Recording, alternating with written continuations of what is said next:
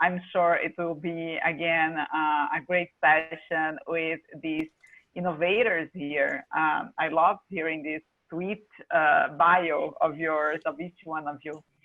It's great to know that you are curious about growth hacking. I'm the CEO of GrowthHackers. GrowthHackers.com is mostly known for the community. We gather 500,000 professionals, growth professionals all over the globe. They come to our website to exchange suggestions, content, all their latest successes, their questions, and of course to hear from the professionals that are outstanding in growth and they're doing something amazing. They have Ask Me Anything sessions, and it is, I'm inviting every one of you, it's free to go to growthhackers.com and start learning more with these amazing professionals that gather there every single day. So I will share my screen here because I want to show you a little bit more about us. Let me know when you can see my screen, and I assume everybody can. So I'll just start presenting, and let me just bring a huge information here. I'm here in Brazil right now. I'm not in San Francisco. I was vacationing here when everything went down back in March, and I had I was so lucky to be able to come here where I have family. And I'm here right now with my daughter, my 3-year-old. And in case she interrupts us, maybe I will have to share my attention with her and you, okay? So let's just make sure everyone knows that it's a new world after all, right? The new normal, and those things happen. So back to growth hacking. I'm here to tell you a little bit about what it is, when to start, and how to do it. So first things first, I talked to you about growthhackers.com, the community, but we have also the university where you can take courses on growth hacking and certification as well, brought by our founder, Sean Ellis. Sean is considered the first growth hacker in Silicon Valley. He has worked in amazing companies like Eventbrite and Dropbox and LogMeIn, and he was able to gather all of his methodology, all the structure he brought into these companies, how he made these companies holistically approach growth into one single step-by-step program. And we created a software on top of this program, and we offered that to companies, not only the materials, the courses, the knowledge, but as well as the software. And once a year, we gather, usually in person. In 2020, no. In 2020, we're having this conference 100% virtual. So it's coming up September 1st, September 2nd. We are gathering growth professionals of amazing companies in Silicon Valley to talk about their learning centers. They open up their experiments. They talk about what they're doing, what's working, what's not working, and we exchange a lot of information and knowledge in one day of several talks. And September 2nd, we have master classes with Sean and other amazing growth hackers to go deeper into certain subjects where, let me give an example, if you are already running a growth process with a team and you want to have buy-in from C-level, or you want to experiment more, or you want to understand how you can look into your data and bring more insights from it, or improve your customers' experience, et cetera, you can do that side by side with these people, and with like 1-2 hours workshop, and you leave the day with several frameworks you can apply right the next day with your team. So the softwares I was mentioning, we have Experiments. It's a growth software for innovation, for growth teams that experiment a lot. They run several tests a week. They want to keep track of everything. They want to prioritize the ideas that come from the team. They want to hold growth meetings with the team. They want to have comprehensive dashboards where they understand how the tests they are running are affecting on the bottom line, are affecting the growth of the company, so they can do everything in here on the software. We have over 5,000 teams using our softwares right now. They are usually mid-sized and enterprise companies like IBM, HubSpot, Spotify, but some companies in more traditional industries as well, like AB InBev in the foods and beverage industry, and some even government agencies also run experiments on new projects. It's basically, and I'll tell you in a minute how this scientific testing approach fits into business, and many companies are doing that right now to learn faster, and the faster you learn, the more you grow. We also add to the software workflow. Workflow is mostly used by marketers that use a lot of content on a daily basis or a weekly basis. They push information into the company's website, social media, and they also experiment on content, but they also want to have all of the continuous process automated. They want to bring data into these processes, as well as have collaboration with the team in one single environment. So these are the softwares GrowthHackers has and offers to the market. But going back a little bit, why growth hacking? I think that's the question that brought many of you here. So the evolution of growth is where we start to discuss growth hacking. And if we think back into the 90s and even before that, the synonym to success for many companies was to have a great technology, right? You had a great technology, and you can think of companies that came in the 80s or even before that. Having a great technology was a synonym to success.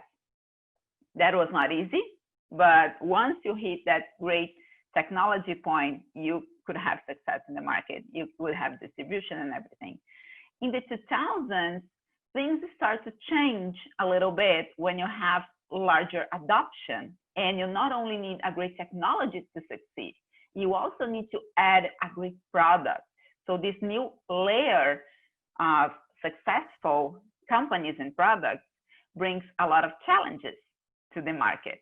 But at the same time, if you keep improving your products year after year, you can still have great success. And nowadays,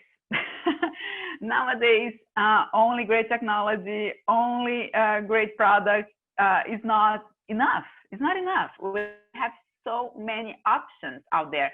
This is the MarTech landscape. It has grown, like, we can barely see the brands, the logos on the infograph there. Over 7,000, and I think the latest one came about 2 months ago with over 10,000 products. So how do you navigate as a marketer, or as someone in technology, or as a CIO or a team leader? How do you navigate all of these products? And as a company, introducing new products to the market, introducing new projects, new ways to do things. How do you navigate this complex market? So that's how the world of the 2000s no longer be applied right now.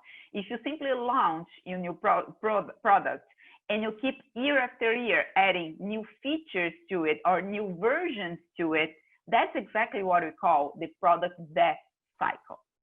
The audience, the market, will eventually get tired of your products, or new things will come around that will be more comprehensive, that will target the pain or the curiosity or something that your market actually needs, and that can be very challenging for companies to keep their products interesting and keep their products in the top of mind.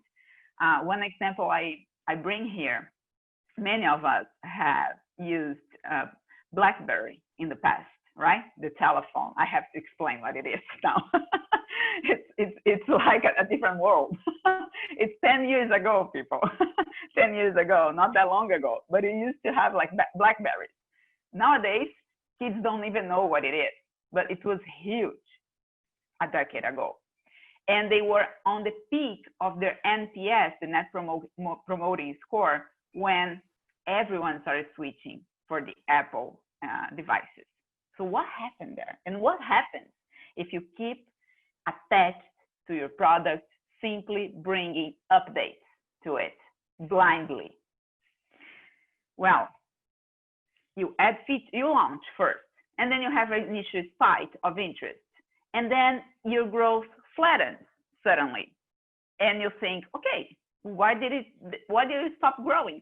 And you keep adding things because you need to grow.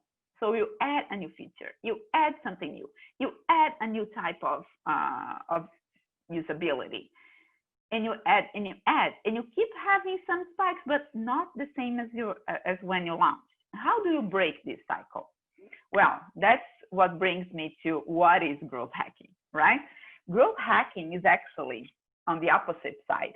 It is a holistic approach, and in its essence, it focuses on scaling a service or a product through several layers, and not only the product layer, but all the layers where customers, the market is in touch with what you do and who you are. It starts with acquisition, goes through activation, retention, revenue, and referral. So I'm not only concerned with the product itself, I'm concerned with the whole experience, and I experiment in the whole hourglass. It's not only a funnel anymore either. It's a hourglass where I have people getting in touch with the solution I'm bringing, people actually starting to use it, people keep using it, people upgrading, and then bringing me back more customers. So these customers can bring you back more customers through referral. And this process consists in the creation of fast experiments. So it's about testing. And these tests go in small scale. And these small scaling tests will unify your product development, your data team, and your marketing team.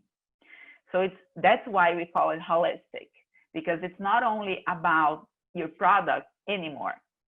It is also about your company, your brand, your team, and innovating in every single area that you touch. So what is not growth hacking? And sometimes we hear this word and we have some already there concepts, right? Like, so we like to say that growth hacking is not that silver bullet that will change lives. So now I have this product, it's not growing anymore, I will hire a growth hacker and things will boom.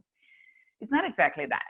Growth hacking is not executing on any idea, not on any idea. You do have some ideation process to go through. Growth hacking is not cheating your way up to the top. The hacking part of the expression sometimes leads us to think that. Growth hacking is not another term for marketing. So, oh no, now we don't do marketing anymore. Now we do growth hacking. No, actually, growth hacking is something different than marketing. You can do both, and usually you do both. Growth hacking is not a quick fix for product issues. So if your product has problems, you add a growth hacking process on top, and then suddenly everything is fixed. That's not how it works. And growth hacking is also not a synonym for marketing or marketers who know how to code. Okay, so now that we move past these consumptions, we know that what could be then? What is growth hacking? Well, first of all, growth hacking is a process. It is not a project. What do I mean by that? I mean that by implementing growth hacking in your company, in your project, it's not something that you have. You will do it from now to the end of 2020 in a couple of months. It's not something that you will do for a period of time or something that you will eventually mature and grow out of it. It's actually something quite cultural, and it can encapsulate how you do things in every sphere. Growth hacking can be executed in any area of the organization, and not only in marketing, not only in product. We have some teams using growth hacking and starting with operations, starting with sometimes customer success. So any area of the organization can kick off the growth hacking process. And of course, the goal is to have buy-in from all of the other areas and eventually break the silos. Growth hacking does not involve cheating. We talked about that.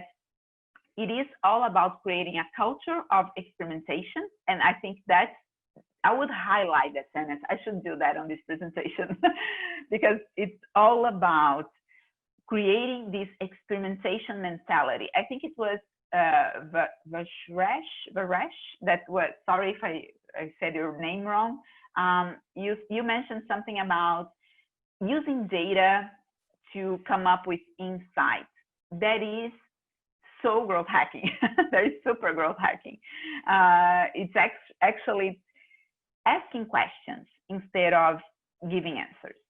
So I will tell you a lot about that in a minute, but it's all about, instead of pushing things forward blindly in your company, you always come up with the question, is this exactly what will impact the outcome that we're aiming for? Is this something that we are sure will do well? Is this something that, can you test first? What is the data telling us about this new project, about this new feature, about this new channel that we want to explore, about this new market that we want to open? Asking questions is the first step. And what better to make us ask questions than data, than coming up with everything that is already going on in your company and looking into this data and trying to understand what could go better, right? So, okay, moving forward, growth hacking is connected to products as well as marketing, and can, or maybe sometimes it doesn't involve coding. That's interesting, right? We have one success story from one of our customers that has over 20 digital products, and they actually transformed one of the products and then deployed this new finding to all of their portfolio. That was simply a trigger to change some step-by-step processes that customers went through, from a landing page to onboarding a product. And that brought them like a simple step-by-step process with no coding, involving simply pop-ups and some emails. It changed in $10 million in a couple of months, their revenue for that specific product. And that's why it was deployed for the entire portfolio afterwards. They achieved great success with that. Well, that being said, I like to bring Sean into the discussion because he's the one who came with the concept after all. And Sean Ellis, he says that growth hacking differs from traditional marketing by creating a company-wide culture of experimentation to move both key qualitative and quantitative business metrics. So what is he talking about? He's not talking about only revenue. He's not talking only about the outcome that we all want to, for, let's say, number of users or number of or percentage of growth year after year. That's not only about that. It's also in first and foremost about input metrics, about those numbers that will show you what will happen next. That's super, it can be super confusing to think about that. So I'll give you a couple examples. Most companies that start approaching growth hacking, that start a growth methodology, start with growth methodology, start a growth process, they are searching within their business, what are the numbers they actually control that will tell them how their customers perceive value in their offers. The main metric for growth teams is usually called the NorthStar metric. This main metric is always about how do we deliver more value? And how can we turn this into a number we can look every day or every week or every month? One example here then, or a couple.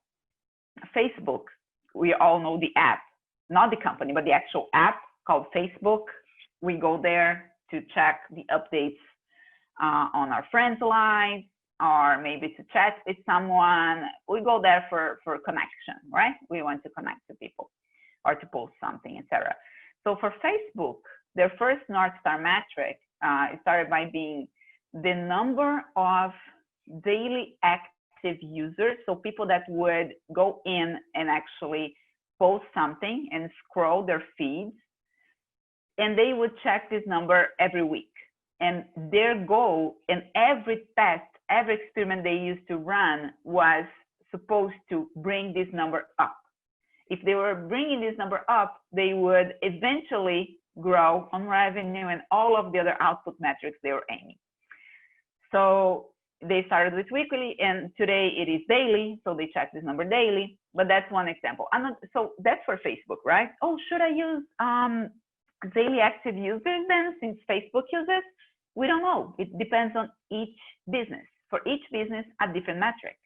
You have to understand deeply what is the value your customer takes from your business. Why do they go to your business? And another example from Airbnb. I have my little one here. Another example from Airbnb. For them, the NorthStar metric is related to the number of bookings. So how many houses or rooms booked every day. If they book more rooms, they will eventually grow in not only number of people wanting to go there to have their vacations and stay in these places they list, but more listings too. People wanting to share their places there to be booked. So number of bookings is their NorthStar metric. If the number of bookings grow, that's an input that says your revenue will grow, right? Another example for Uber, also marketplace, it could not be the daily users or the number of bookings, right? For Uber is another thing. For Uber, their NorthStar metric for the riding business, of course, they have several businesses, but for the riding business is number of rides per day. Their growth team is always looking into growing that number. If that number grows, it means more people are using their service and more drivers are signing up to provide the service. So these are some examples that can make you think. Think a little bit about your business. What do you deliver as value? What people take from you as the value proposition? And how can you bring a metric around that? Cool? Okay, once you have that metric, you can come up with ideas on how to improve that metric. How can Facebook have more daily active users? How can Airbnb have more bookings? How can Uber have more ridings? How can your business have more X that you just came up with, right? And to implement that growth machine on your business and to actually improve that metric, you have to come up with ideas and test. Instead of coming up with solutions right away and implementing anything that comes up and wasting a lot of time, resources, and potentially money as well, you have to test. So that's the core of the growth process. It's a scientific process for continuous improvement and continuous learning. The more you learn and the faster you learn, the more and the faster you grow. We have once a year, we organize this study. It's called the State of Growth. And on the State of Growth, we interview hundreds of growth teams across the globe. And on all of the analysis that we've been doing and we've done so far, we noticed one correlation with successful teams and what they do to achieve that success. And that one correlation is the amount of experiments run. Not the successes of these experiments, which is also something that we were very impacted by. Like we were like, wow, it's not the ones with the highest success rate that are the most successful. The ones in the companies that actually grow faster are the ones experimenting more, even if their experiments are not equal to more success. But why is that? That is because they are testing things before they implement things. And that means they are experimenting more, they're experimenting faster, and even if the majority of their experiments fail, the ones that achieve success because they are willing to risk, the ones that prove to be successful, the ones that work and can be deployed company-wide are the ones that move them forward. And at the same time, the more they test, the more they take risks. And that's why they're not so successful in the number of experiments that worked. The teams, and that's tricky, the teams that have a high number of successful experiments may be not risking that much. They may be optimizing to be right instead of optimizing to learn. That's something that we also learned from this study. Okay, so the first thing that you do in a growth process is analyzing to find high leverage objectives. So when you find that high leverage objective, you generate ideas around it. And once you generate these ideas, you don't want to implement everything. You want to actually prioritize them. So you score these ideas. The score that we use and most of our customers use is based on the impact that idea might have, the confidence that we have that this impact will actually happen, and how easy it is to implement. So the amount of resources, how much time it takes. So between these three, we come up with an average score that will tell us which ideas we should test first. So the first thing is, of course, the connection between these ideas and the objectives we were trying to leverage. After this match is the art score. So which ones will be the most impactful ones? Which ones are you most confident about? And which ones are easier to be done, to be executed? By doing that and then selecting these ideas on a growth meeting we pitch, the person who came up with the idea will tell us step by step how they think could be done. The team will pitch in and give some more briefings and improve this idea, and then we run the test. We run the test for as long as it can take. Usually 1 or 2 weeks are the best, but if the test takes longer, it's also okay. It really depends on the idea itself and your business model. You collect the results and you analyze. And this analysis will tell you if that test was successful or not. To understand if it was successful or not, your idea must be complete.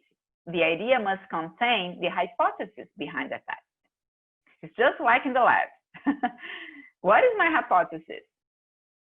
How will I measure this? How will I tell if that happened or didn't happen? Right? That you do it when you're generating the idea. And then you run the test, and then you go back to those notes and you check. Well, yes, it met the criteria. Yes, it sometimes it went beyond what we thought. That's amazing. Let's do this in a larger pool. Let's do this for the whole product. Let's do this for the whole customer base. Let's do this for all of our products, et cetera, et cetera, et cetera. Cool. So this is basically what growth is.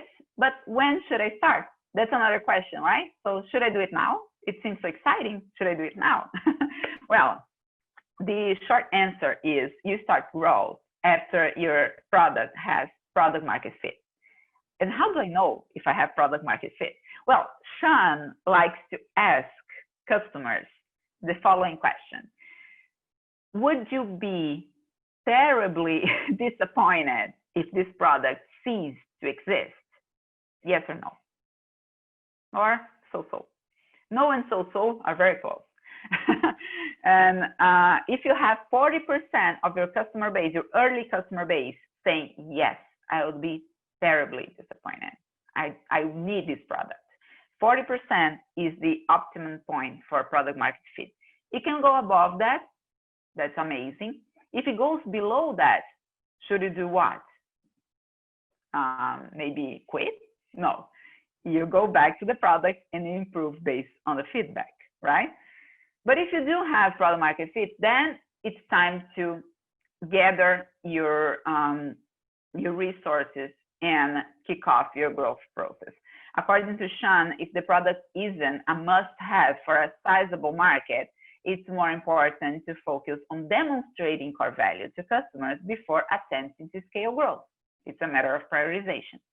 For Elton, one of our co-founders too, he also adds that growth for an early stage startup is like adding a turbine to a scooter. So tragic things can happen if you do that. So you shouldn't. But at the same time, the growth methodology and the scientific approach to learning can also be helpful before product market fit. We have examples like Superhuman is a great app for email, and all of the product market fit process was done based on the growth methodology. But that was super, they're very disciplined. I mean, it is a different way of doing things, right? So they did it for the product market fit, and then they kept doing it for growth. Cool. So the growth pyramid revised shows us that product market fit is the level 1 of many companies and products in the market. On the second level, these companies and products will actually be instrumenting themselves for growth. They will define the NorthStar metric, they will understand how they deliver value, and then come up with a metric that shows that, et cetera, et cetera. And on the third level, you actually implement growth with a growth team, you implement the process, you organize your learnings. That's where we see the majority of the companies doing that right now. Some companies will go a level up when they have the whole team aligned and they test not every idea or simply the prioritized idea, but actually high impact opportunities. On the next level, and I mean, we have a handful of companies, or a couple handfuls of companies on this level right now. Most of them will be featured on the GrowthHackers conference, September 1st, actually. They have company-wide growth mindset and culture. They won't do anything new before they test first. They won't have the impulse of doing anything new if data hasn't shown them first. Cool. Okay, I think that's what I had prepared. Some more information on top of that is that by creating this growth process and this growth culture for your company, you actually twist the average organogram, where you have jobs being distributed by higher authority, team members, employees receiving specific tasks, and then the tasks being done because they were delegated by someone. I mean, it's cascading down. If you have growth in your company, in the growth methodology, you actually twist that, and you have people sharing their input based on what they do, and then you have collaboration because everyone is having ideas together, and after that, the tasks that come from these ideas, from these experiments, are completed, and the results are sent up. It's a different way of doing things. It definitely changes how your organization works on a daily basis. It's transformative, and I definitely recommend it. It also has to do with employee collaboration and employee engagement and turnover with these millennials taking over the office, right? Okay, so how do I create a growth process? I told you that the companies and growth teams that are most successful, they will have the amount of experiments. They optimize for learning. So they will have a higher amount of experiments run per week or per month. And actually, 75% of these experiments will fail. So your growth team should be very resilient, for sure. If they are optimizing to learn, they will understand that, and they will actually be happy with an experiment that fails equally with one that succeeds, because they will have learned, they will have new data, and that's exciting.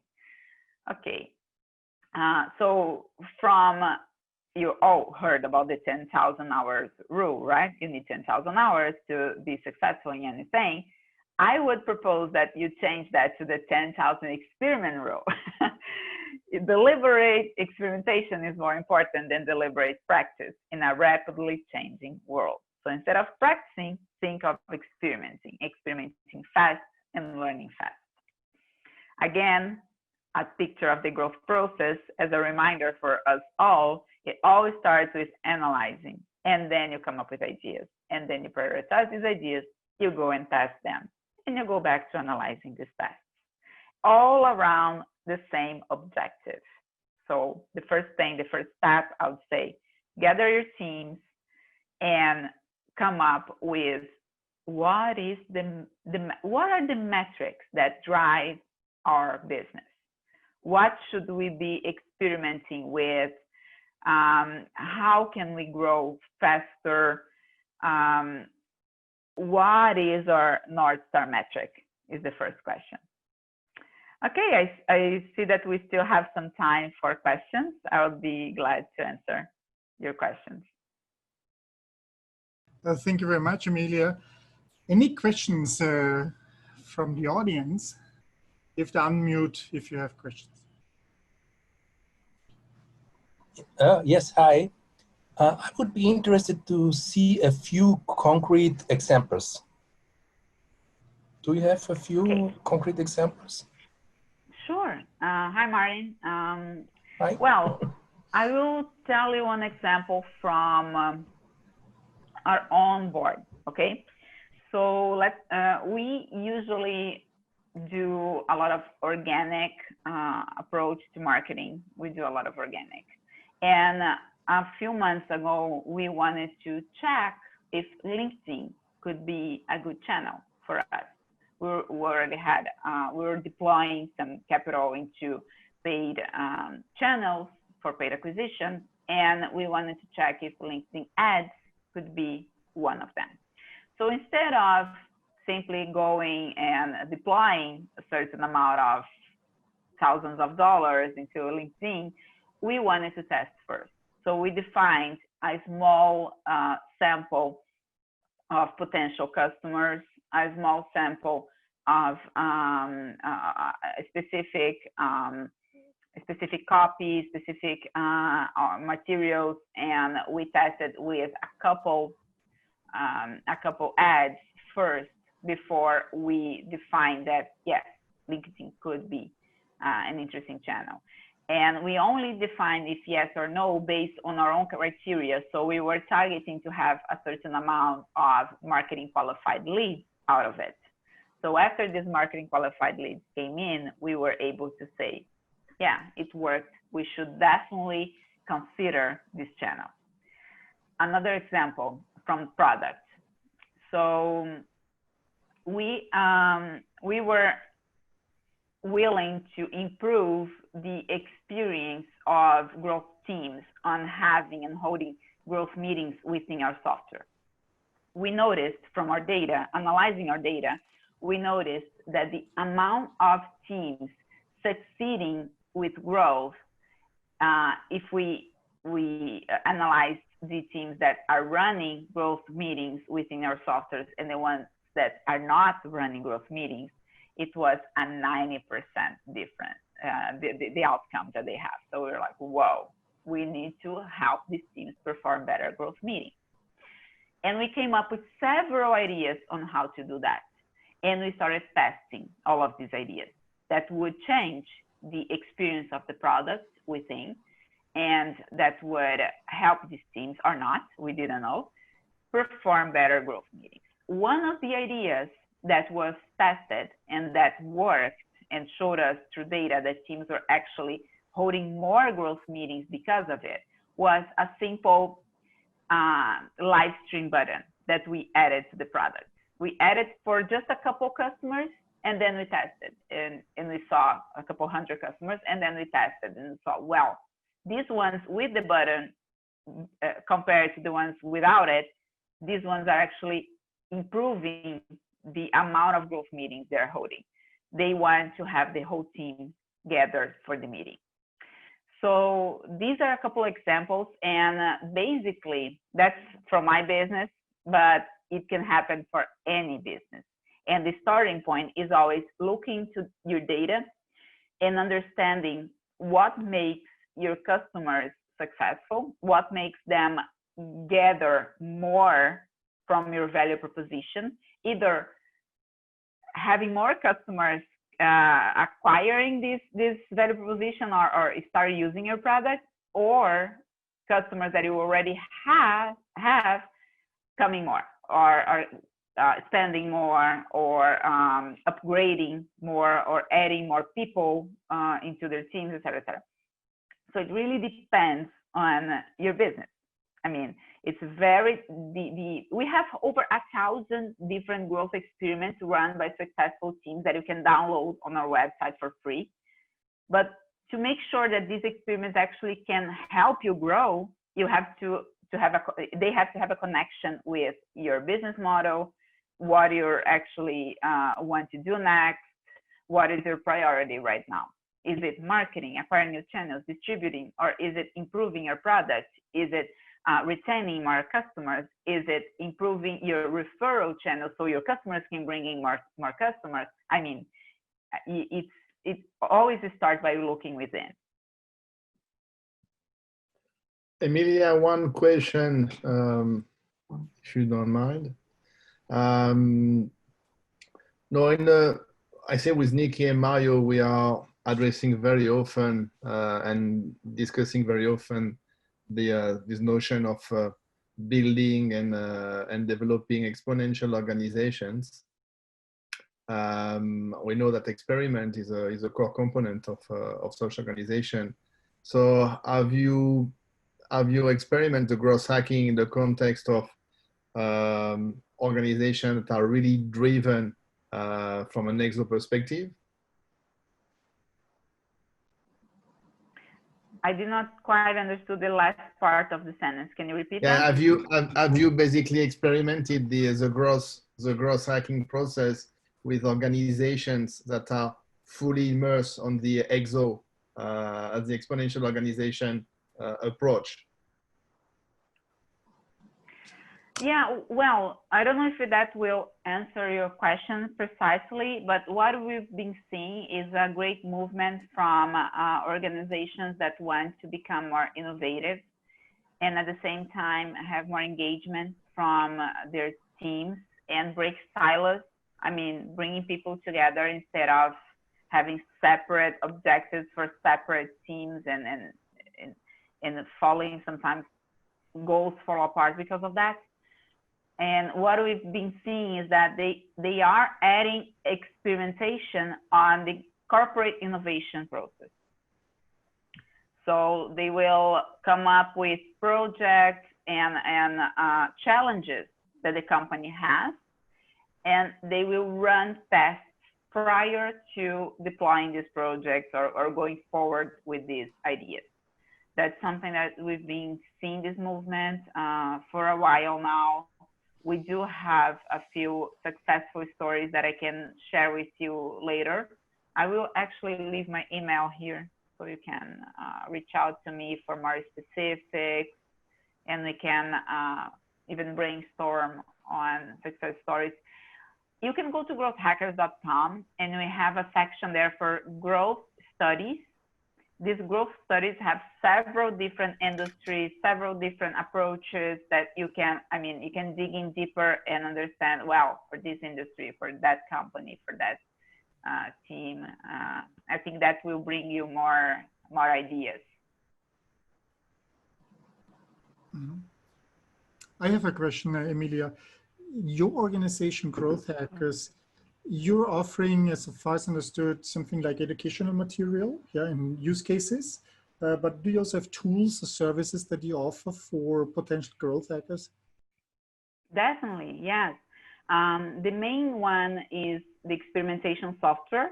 You can go to, I will also include here, growthhackers.com /experiments.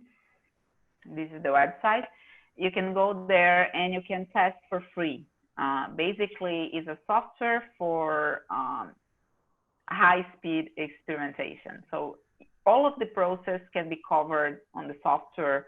You can also organize, if you're a consulting company with several different customers running the growth process for several different organizations, you can organize everything there in one single umbrella.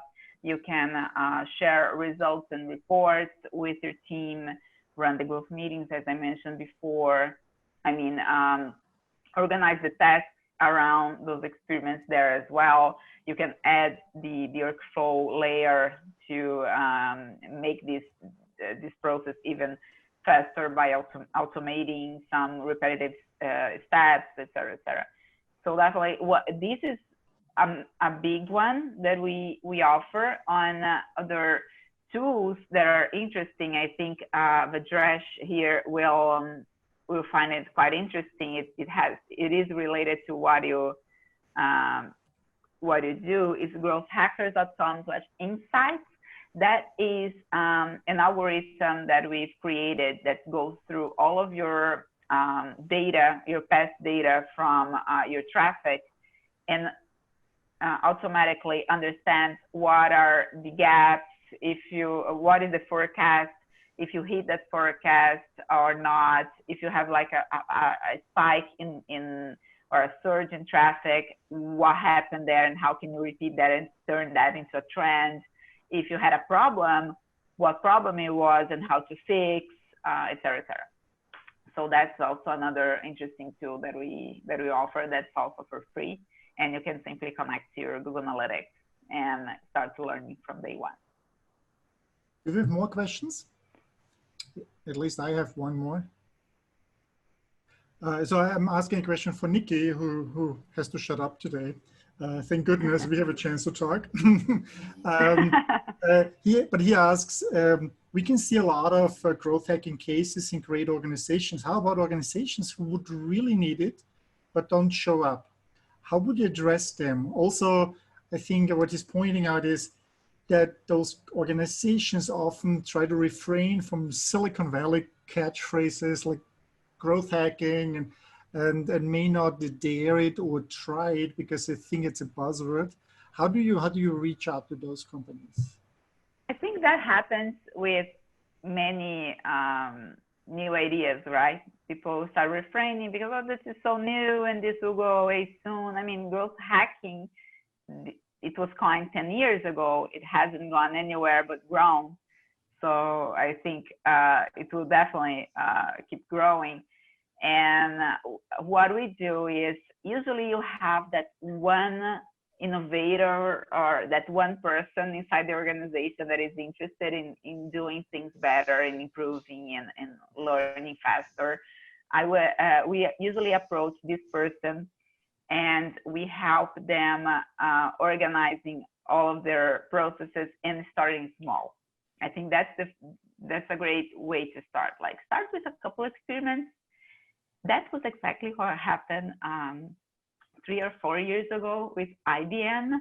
Right now they have growth instituted in every single product team, which is huge. In the beginning, it was just a couple of products, a team that was a consulting growth team.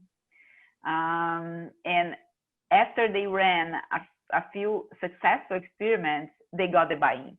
So that's beautiful with growth hacking, is that you can test.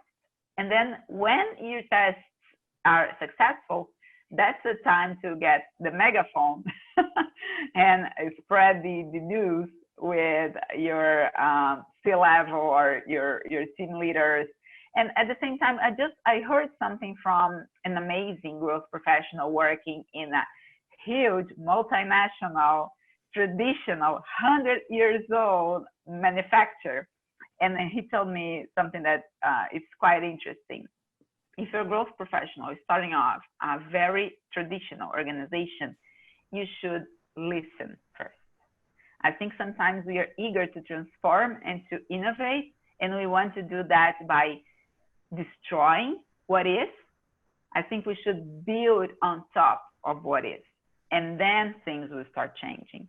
And what I mean by that, I mean by actually listening to the people that are there way longer than you, or sometimes for decades, sometimes for several years. What has been done in the past? Of course, you have to listen to data, but you also have to listen to people. And in these traditional companies, they usually don't have much data. And if they do, it is all spread around and it's difficult to gather. It is a great project to do that, to gather all the data, to make sure the data is reliable and everything. It takes time though. So starting with ideas and insights from past projects, the one that worked, the one that did not work, you could also learn from that. I think that's a great way to start, to kick off projects in larger traditional companies. Thank you very much, Emilia. We have your email address, we have your links, we have also the recording of the video. So if somebody from the audience still has more questions, please reach out through these communication channels, because we have to go to our next session. All the best to Brazil. I think you have winter right now there, right? Although the temperatures in winter, I think also okay there. Yeah, in the beginning it was much better than the situation in Silicon Valley in San Francisco, and right now it's even. Yeah, but I'm sure things will get better soon, and we'll be happy to be together next year for the conference in person in June. And I have to help this little one. Thank you so much. Thank you. Bye-bye. Thank you. Bye.